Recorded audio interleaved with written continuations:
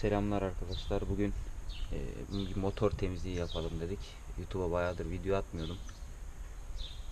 Ufak bir böyle bakım, temizlik videoları atmaya karar verdim. Bu ayrı bir bölüm şeklinde gelecek. Yani motoru ben düzenli aralıklarla temizliyorum ama yağmur yağıyor. Giderken yine şöyle gördüğünüz gibi su lekeleri oluyor. İster istemez tozlanıyor. Ayda bir, 2 ayda bir ben bir motoru elden geçiriyorum. Motoru temizlemenin birçok yolu var. Kimisi tazikli su vurarak yapıyor. Ama ben güvenemiyorum yani. Şurada mesela kablolar var yani tazik değdiği zaman bunlara zarar verebilir. Keza akü başları olsun, akünün kabloları olsun. Gerçi yapan arkadaşlar bunlara bir poşet ya da koruyucu bir kaplama geçirip yapıyorlar. Beyine aynı şekilde yapıyorlar.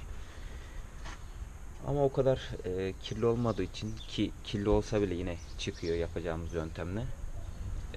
Ben susuz yapmayı tercih ediyorum. Neyi kullanacağız? Şöyle göstereyim. Mikrofiber bezimiz olacak. Ben 2 tane kullanıyorum. 2 tane yeterli oluyor. Bunun için bir tane ya motor temizleyicisi sıvısı lazım ya da bir tane APC, All Purpose Cleaner dedikleri genel temizleyici lazım. Ben Kokemi'nin Green Star APC'sini kullanıyorum. Bayağı memnunum yani. Bunu her tarafta kullanabilirsiniz. Sulandırma oranı var tabii ki. Birazdan bahsedeceğim ondan da. Bundan lazım bir adet. Bunun diğer markalarda da var. Wallet Pro'nun APC'si var. İşte Adams'ın var. Her markanın var bir APC'si. Hiç fark etmez. Hangisine ulaşabiliyorsanız ya da aldıysanız onu kullanabilirsiniz. Sulandırmak için bir adet sprey ve suya ihtiyacımız var. Ben önceden sulandırmıştım. Bir de fırça ihtiyacımız var. Fırça olarak Wallet Pro'nun böyle bir fırçası var bende. Bu tarz bir şey de kullanabilirsiniz. Bunu 20 lira civarına almıştım. Ama ben bunu içte kullandığım için motorda heba etmek istemiyorum açıkçası. Alternatif olarak bu yağlı boya fırçalar oluyor. Ben ondan almıştım. Onu kullanıyorum. Şuraları bantladım. Bu metal yüzeyleri bir yerlere gelip çizmesin, plastikleri falan diye. Yani dayanıklı. Bayağı bir temizledim. Pek bir kıl dökülmesi falan olmadı. Bakalım bununla işimizi görmeye çalışacağız. Ya böyle bir şey önerebilirim yani. Ben Bauhaus'tan almıştım. Yanılmıyorsam 3 lira falan olması lazım bunun fiyatı. Bunun farklı sulandırma yöntemleri var. Eğer motorunuz çok kirli ise 1'i 3'e kadar sulandırabiliyorsunuz. Benimki çok kirli olmadığı için gördüğünüz üzere ben 1'e 10 şeklinde yaptım. Genel itibariyle önerebileceğim, ilk defa yapıyorsanız 1'e 5 ya da 1'e 6'dır. O şekilde sulandırma yapıp başlayabilirsiniz. Biz yavaştan başlayalım ama ilk önce ben güzel bir yere sabitlemem lazım bu kamerayı. Bu açı sanırım iyi. Ancak buraya sabitleyebildim. Her tarafı görmesi açısından. Bezin ben çok tüylü olan tarafıyla başlıyorum ilk önce. Bunları da, bu bezleri ben BİM'den almıştım. Mr. Green'in mikrofiber bezleri. Anlamıyorsam 9 TL falan olması lazım 5 tanesi. Motor temizliği için iş görecek bezler ya. Ben beğeniyorum. Dikkat etmemiz gereken bir diğer noktada sağlığımız açısından, sonuçta kimyasal ürünler ne olursa olsun. Eldiven, nitril eldiven kullanıyorum ben. Herhangi bir alerji ya da egzamaya yol açmaması için. Siz de kullanırsanız iyi olur. Bir de bu yaptığımız karışımı yapmadan önce güzel de çalkalıyoruz.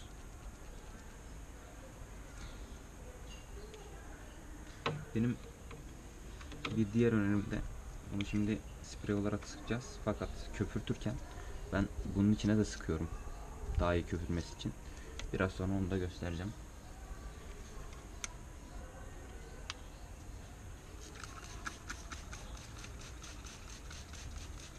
İlk şu şekilde güzelce ıslattıktan sonra gördüğünüz gibi şuraya da, yani iç kısmına ve yanlara da sıkıyorum ki daha güzel köpürsün.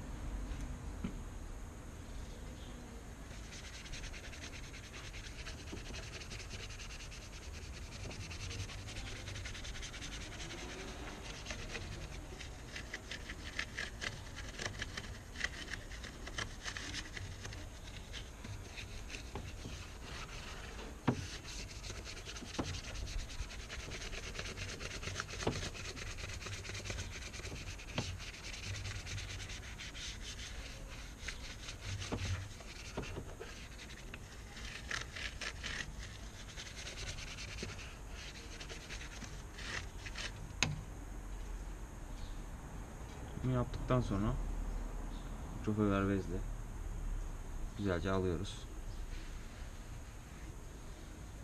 Çıkan kir kamerada belli oluyor mu bilmiyorum ama görüyorsunuz.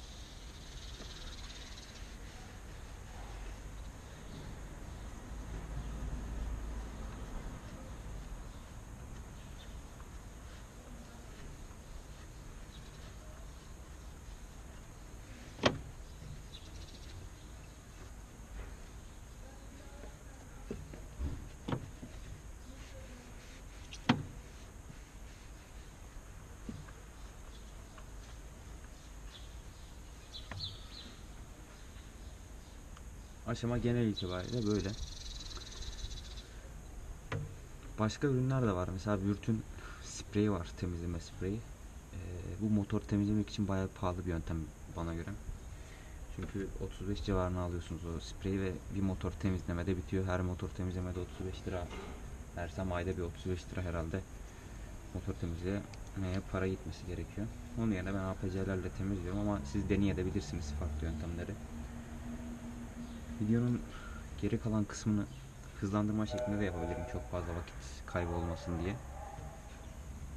Ona montajda karar vereceğim geçen vakte göre. Ama genel itibariyle sıkıyoruz, fırçalıyoruz ve siliyoruz.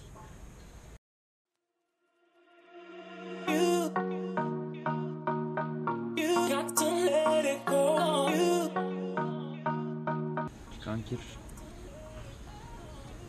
umarım kamerada gözüküyordur. Ben gözümle çok net görebiliyorum.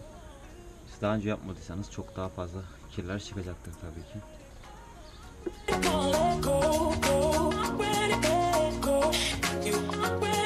Bir de şunu söyleyebilirim size. 3 senedir detailing işini hobi olarak kendime edindim. Aracın her tarafını, gerek dış boyasını, gerek içteki bütün halıları, koltukları, plastikleri bu zamana kadar öğrendiğim, tecrübe ettiğim bilgileri sizinle paylaşmak adına videolar çekmeyi düşünüyorum. İlk önce motordan başlamak istedim.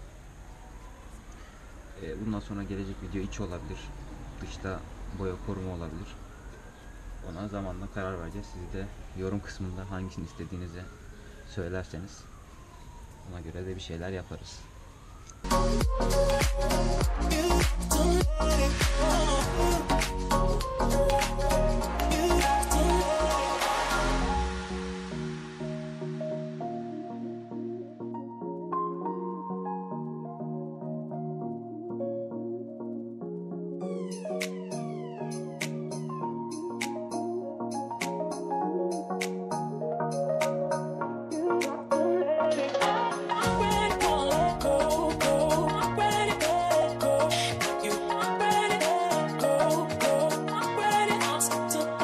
Aküye sıkarken kutup başlarına gelmemesine, daha doğrusu direkt sıkmamaya dikkat edin.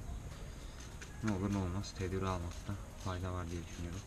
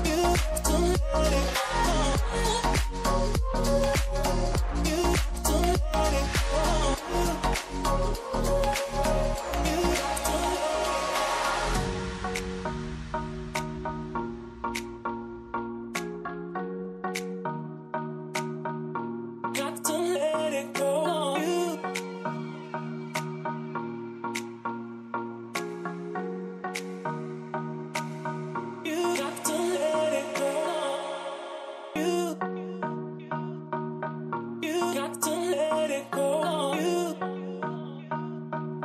You got to let it go.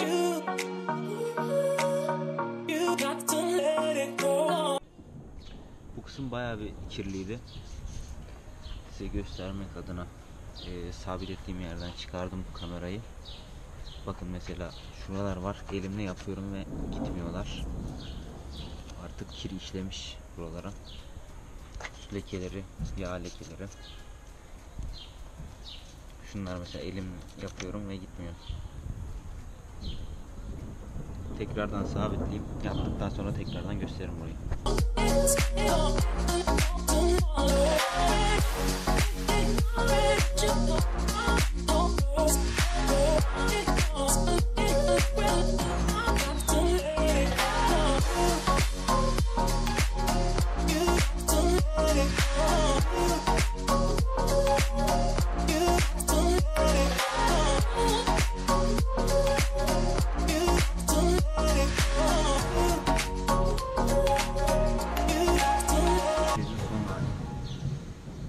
Şuralarda yapacağım ben.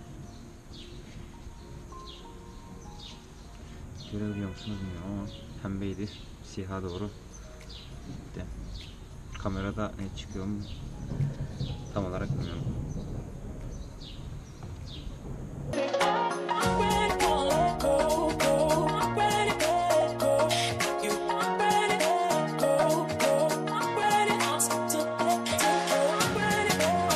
Basit ama etkili bir çözümle. Herhangi bir APC ile illa bu olması şart değil. Bu şekilde sonuç alabilirsiniz. Çok daha detaylı uğraşabilirsiniz ama video çekeceğim için çok uzatmak istemedim açıkçası. Ki yeteri seviyede temizlediğimi düşünüyorum. Ara ara yaptığım için zaten eksik gördüğüm yerleri bir dahaki sefere de yapıyorum.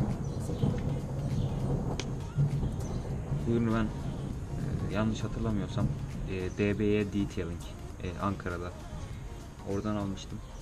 Aldığım zaman 50 TL gibi fiyatı vardı. Bu 1 litre ve konsantre. Bunu sürekli sulandırarak yapıyorsunuz. Ve bayağı bir senedir falan kullanıyorum yani. Daha yeni azaldı. Şurasında falan. Bayağı bir uygulama da yaptı bununla. Boyakoruma.com var. Oradan da ulaşabilirsiniz. Daha farklı detailing ürünleri satan siteler de mevcut. Onlardan da ulaşabilirsiniz. Eğer böyle bir hobiyle ilgilenmek istiyorsanız önerebileceğim sitede detailingturkiye.net olması lazım. Google'a Detailing Türkiye yazarsanız zaten çıkar direkt. O foruma üyeyim ben. Bazı paylaşımlarım da var. Hatta motor temizlemenin bir tane o zaman video çekmemiştim. Fotoğraflı anlatımı da vardı. Gösterimi vardı. Hatta bu videonun altına onu ben ekleyeyim size. Benim aracım değildi ama yine de aynı motordu. Bu arada da bir misafirimiz var. Hemen göstermek istiyorum. Ben ürkütmek de istemiyorum. Eyvah eyvah gidiyor galiba.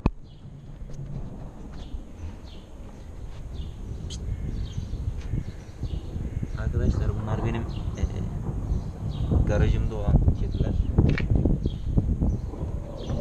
Gel, gel, gel, kaçma gel.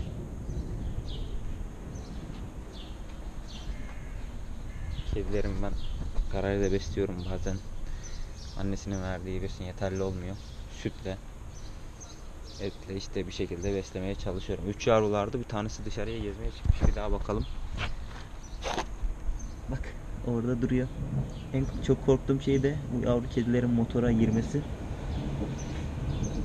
O yüzden arabaya binmeden bir kapıda ben sağlam bir vururum yani. Ses çıkartırım ki oradaysa korku gitsin diye. Şöyle göstereyim size.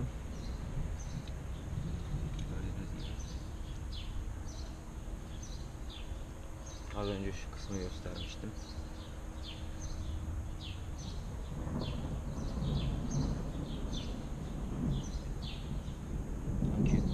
Genel görünüm bu şekilde. Merak ettiğiniz bir soru varsa tabii ki sorabilirsiniz. Yorum şeklinde cevaplayabilirim. Şunu da söyleyeyim. Hiçbir zaman YouTuber olmak gibi bir amacım olmaz. Zaten yaptığım iş pek YouTuber'lık gibi değil yani. Ben tecrübelerimi paylaşmaya çalışıyorum. Bazı yorum yapan arkadaşlar var işte. sen bu şekilde mi YouTube olacaksın falan filan. Hayır, benim öyle bir derdim yok. Yani öyle saçma sapan yorumlar yapmazsanız sevinirim. Kendi tecrübelerimi aktarıyorum. Hem kendime hatıra olarak zamanında böyle işler yapmıştım gibisinden. Hem de uğraşmayı seviyorum. Umarım hoşunuza gitmiştir. Bu şekildeydi. Daha farklı detailing bakım şeklinde videolar gelecek. Bayağı ara vermiştim. 1,5-2 sene oldu sanırım en son video atalı. Artık ara ara video atmaya çalışacağım. Sağlıcakla kalın.